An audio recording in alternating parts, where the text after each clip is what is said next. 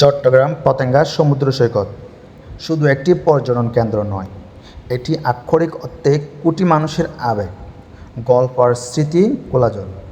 কর্ণফুলী নদী যেখানে গিয়ে বঙ্গোপসাগর বিশালতার সাথে মিশে গেছে, ঠিক সেখানে দাঁড়িয়ে আছে এই পতেঙ্গা।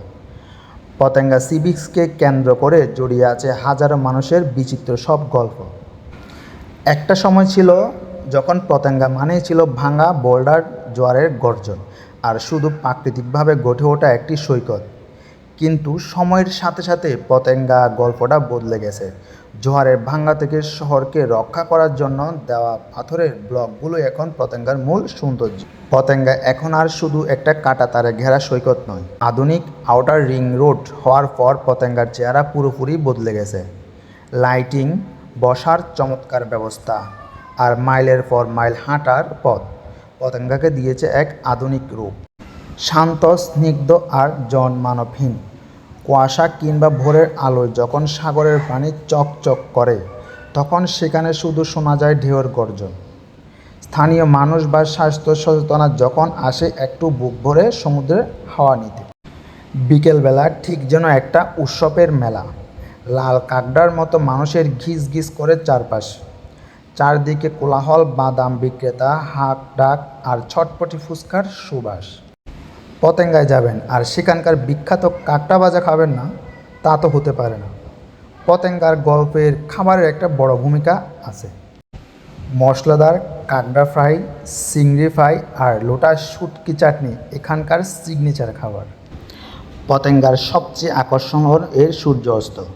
যখন সূর্যটা ধীরে ধীরে সাগরের বুকে বিলিয়ে যেতে থাকে, আকাশটা অবির রঙে রঙে ওঠে, তখন পুরো সৈকত জুড়ে এক অদ্ভুত নীরবতা নেমে আসে।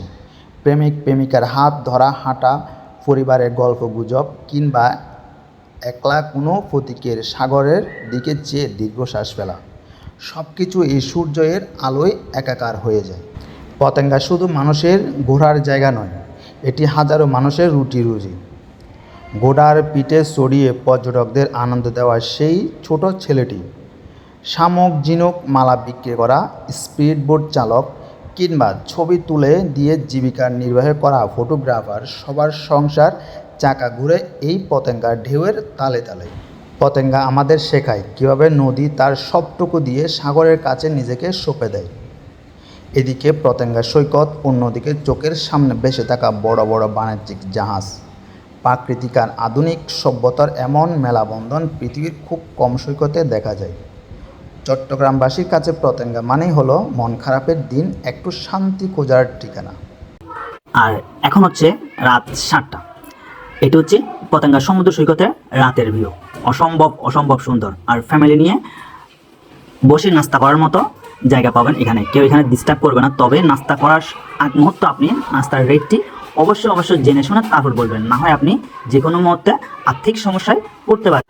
দিনের চেয়ে কিন্তু রাতের ভিউটা কিন্তু অনেক সুন্দর। দিনের চেয়ে রাতের ভিউ অসম্ভব সুন্দর। এই ধরনের আপনি হাজারটা দোকান এখানে পাবেন, কিন্তু আমি আবারও বলতেছি, দেখে শুনে যাচাই করে অবশ্যই নাস্তার দোকানে বসবেন। রাতেও রয়েছে বাচ্চাদের জন্য নৌকা, দোলনা, সরকিজ, বিভিন্ন রকমের খেলনা।